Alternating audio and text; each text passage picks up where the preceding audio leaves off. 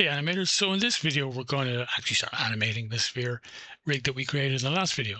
We can just grab this control rig and drag it into the viewport, which will create a level sequence to allow us to animate it, but I'm actually going to do that manually because it's a little bit neater and you have a bit more control over the process. So I'm going to right click here and I'm going to create a new level sequence, which is a movie scene animation for actors. Unreal treats everything as an actor, basically, all these control rig objects. I'm going to call this bouncing ball. And then I'm going to right or double click on it to open it. And you'll see the sequencer editor opens. You might not have the curve editor open by default, but the sequencer will open. And there's nothing in it yet. But what I'm going to do is I'm going to go back to my content browser. I'm going to select my control rig and then go back to sequencer and just click add selection from content browser. And now you'll see it's added that control rig object to this sequence. And I'm going to hit save on the sequence. And then I'm going to, by default, the frame range is quite long. I'm going to make it from frame 1, frame 25. I'm going to zoom in a bit. I'm grabbing these red and green handles here to adjust the start and end. And I'm grabbing these down here just to show how much is displayed in the sequence at any one time. I'm just making sure it's on frame 1. This scene or this animation level sequence is set to 30 frames a second. You can change that here, but I'm going to stick with 30 frames for now. That's a very typical frame rate for games. Obviously, for movies, you'd be 24. For TV, you might be 25 or 30, depending where you are. And I'm going to hit save again on my sequence. And the main thing then will be to kind of start interacting with this control rig. When you open the sequence, it probably will switch to animation mode. If it doesn't, I'll just show you the difference. If I'm in normal selection mode, I can select anything in the scene. I can select the geometry or lighting or anything else that's there. But if I go to animation mode, you'll suddenly see the control rig objects are visible. I can still select geometry and so on, but there is a new window that opens up, usually called animation, which has a button here called select. And I've already just enabled that, but that probably won't be enabled by default, which means you can still select geometry. So you can think about this almost like the display layers in Maya, where you can reference something so that it's not selectable. It's kind of like that. So now you can only select the rig controls. And if I select this rig control here, I'm not having any difficulty selecting that. I'm not selecting the floor plane or the sky or any of that stuff. This option, actually, just to give you a heads up, is being moved, I think, in 5.8. I think it's been moved up here, which probably makes more sense, but that's where it is in 5.6, I believe in 5.7 anyway. And so the next thing I'll do is I'll start creating keyframes. I'm going to create just 3 keyframes. I'm going to move this up. I'm going to hit some of the hotkeys actually quite similar to Maya. If I hit F, you'll notice it frames up and the camera now is pivoting around that. That's very similar to Maya. W, E, and R are move, scale, and rotate. I won't go into rotate and today for this because we're only going to be moving and scaling. But when I grab this handle and start pulling it up, you'll notice that it's kind of snapping in increments, which isn't exactly what we want. So I'm going to turn off these options up here, these little blue things. These are preventing it from moving smoothly. They make sense when you're building a level for a game, but not so much when you want to move something with precision. So I'm going to turn those off. I'm going to position this on the ground, and I'm going to select the control rig sphere, highlight it here in the sequencer, and hit S to record a keyframe. I actually prefer generally to work in the curve editor more than this window, the sequencer. This is similar to the dope sheet in Maya, which I don't honestly use very much myself. I tend to use graph editor and the timeline for everything. So I'm going to switch to the curve editor by just clicking on this icon here. Open this, unfold that. You've got the locations and so on, the rotation and the scale, X, Y, and Z. So very similar to Maya.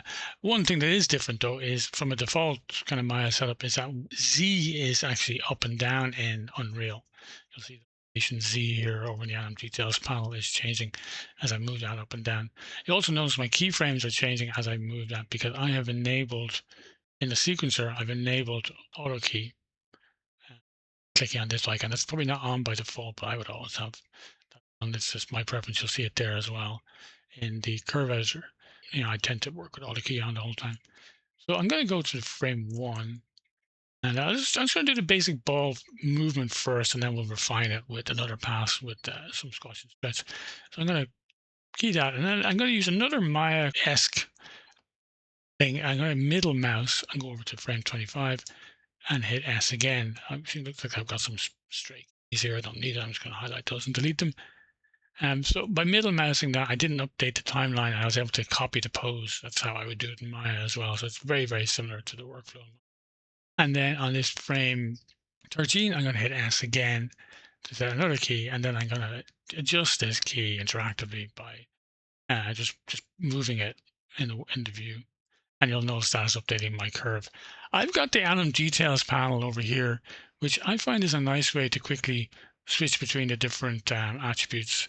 You can also do it over here, obviously, but I find I end up scrolling here, particularly on a more complex rig that has like different attributes, like maybe like a IK foot controller has foot roll, knee twist, leg stretch, all those kind of attributes.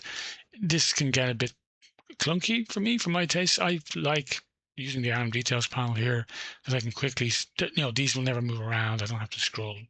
The X, Y, and Z are always kind of there, and then the scale is always there, and so on. And you can multi-select these and see them all in the graph editor. It's a bit like using a channel box in Maya, is the way I feel. You can press play down here by having my mouse over here and just hitting the space bar. And that doesn't look like a very nice bouncing ball yet. But what I can do is I'll just push maybe the height of it a bit more, a bit more dramatic. I'll start changing the tangent types. So I'm going to grab these two down here just by selecting them. And I'm going to switch them from cubic, which is kind of auto tangents, to linear. And now that'll be kind of more of a hard hit when they land. That's a little better, but still pretty floaty. So what I'm going to do is I'm going to go to maybe like frame 6. And I'm going to maybe go to 19 and 20. And I'm going to grab these two curves. I'm going to hit 1 with those selected, which is kind of a shortcut for switching the type here back to auto. And I'm going to move those values up a little bit. Then there's several ways you can kind of control the curve here at this point. Some animators would be more inclined to tweak the handles at this stage. Some would prefer maybe to create more keys. I'm generally more of a key guy because I find I like just being able to retime stuff, move stuff around without the tangents changing. Another key there, another key there, and another key there. I'm just kind of giving myself a little bit more data to play with, basically. Doesn't starting to look a little better, but this is a good place then to have a look at the easing tools, the slider here. You'll see there's a lot of options here, very similar to Animbot or to any of the kind of 3D machine type tools you'll typically use in Maya. I tend to use the blend ease quite a bit in the graph editor. I'll select these keys and I'll tighten them, blending, easing it out from that center point. And I'll select these ones and do a similar blend in. And now I should see much more pushed hang time. That's starting to feel a bit nicer now. One thing I should probably say as well, by default, you might not have this option on. It might be just no looping, which means it'll just play and stop. But I like to enable loop playback range here, so I can kind of hang over, particularly for things like this or for walk cycles or things like that. So that's kind of our basic bounce, but let's add a little bit more life to it by using a bit of squash and stretch. Our rig is very simple, but we can do a little bit with it. So I can interactively move these handles here in the view. I can also use these over here. I'm going to make this maybe 0.8. And as I change that, you'll see it's setting a key because I've got auto key on. And I'm going to keep the volume consistent by making this 1.2. I'm going to tab down to this one, same thing, 1.2. That's kind of a nice squash pose. And then I'm going to switch back and hit W to switch back to the move tool, and then go move it back down so it's positioned on the ground. You'll see my tangent is updated a bit here. And then again, I want to copy this pose. I want to copy everything of this to the last frame. So again, I'm just going to middle mouse on the handle here, drag it, go to the last frame, and then hit S. And that will copy all of that information to the last frame. So their poses match exactly. And then I don't want it squashed here. Like this looks a bit odd. So I want to quickly kind of get out of that. So I'm going to just, first of all, a quick way to do it is just to reset these. I'm also going to go the opposite way. So I want SZ this time to be 1.2. And I want these to be 0.8. I'm going for a nice kind of quick, it's suddenly that. And then this pose, then I'm going to copy middle mouse again to my second last frame. And now we're getting a little bit more of a sense of a squash and stretch there. And then the last thing I'll do, just to kind of give it a bit more, a little bit more polish, you can see it's snapping back to being the normal size again very quickly, because I had select these keys, auto tangents as well. I don't necessarily need one for the Y or for the Z, sorry. Old habits I heard, I often think in Y, even though it's Z, just to make that the curve on the location a bit cleaner. But I'm going to go to the scale X, Y, and Z. I can select them here, or I can select them here. It'll have the same result. And I'm going to just delete this key here by selecting it and deleting it, and delete this key here. And that means now I get more of a gradual return to its default shape. I can even maybe take this one and just hold Control and just nudge it over one. And this one, hold Control. I'm holding Control, sorry, and using the arrow keys to nudge it back. And that will mean it'll just take one more frame to return to the default shape. Let's see how that looks. Yeah, that's kind of feeling very nice now. That is our bouncing ball. It's fairly basic, fairly simple, but it's a good, it's a classic exercise in animations just to kind of get you started with playing with, weight, timing, spacing, all that kind of stuff. But the other thing is, when you're using a brand new piece of software you've never animated in before, it's not a bad place to start. Just one simple control where you've just got, one control to worry about, one set of attributes to deal with. It can be a nice, quick way to kind of get your feet wet animating in Unreal. The last thing to remember to do is to hit save on your sequence.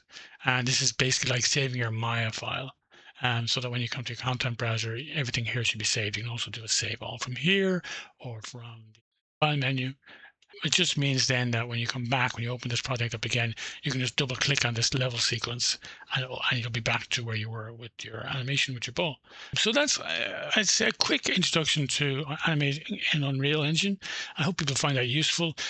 Just a quick little small plug. I am working on animation tools to help improve workflow in Unreal. I've released my first one on the Fab Marketplace recently, so if you do a search for Brian Horgan, you'll see my stuff there. It's something I'm going to be continually doing because I've been developing tools for Maya for quite a while, and I think Unreal I'm going to do it as well, because there's always little things that I want to improve with my own workflow, and the tools that I think are useful, I usually end up sharing them as well. Some of them are free and some of them are paid, and I hope they come in handy for you guys as well. And so thanks a million for watching, and have fun animating in Unreal. Cheers.